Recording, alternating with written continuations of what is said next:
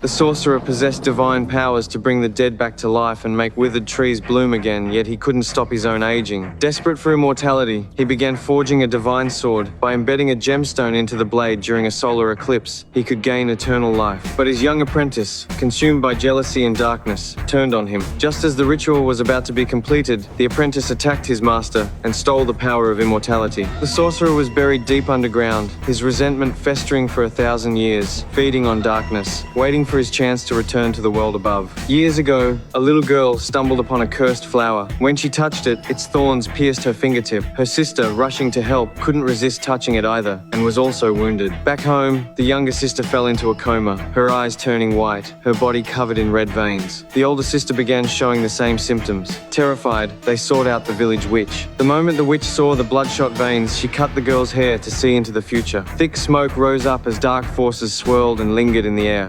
Древняя тьма в ней поселилась. Мой тебе совет. Утопи. Совсем из ума выжила старая?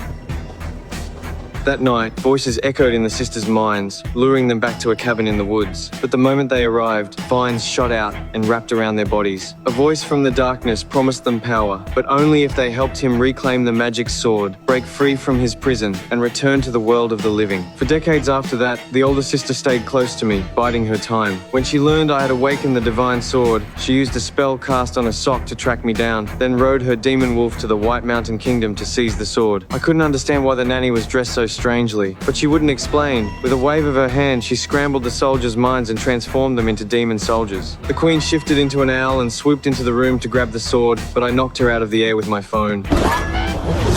I tossed the magic sword to my father, who swung it, only to find its magic depleted. Without the weapon, things got even worse. The wizard was bound by magic vines and lost all ability to fight. With the situation growing desperate, the king handed me the sword and told us to escape while he stayed behind to hold off the eyeless soldiers alone. The witch led us into the forest and whistled. A wooden chicken heard the call and rose to its feet.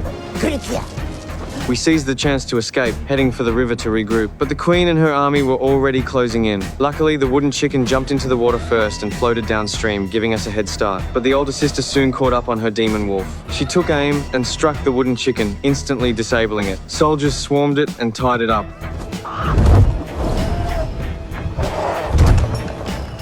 Нет никого.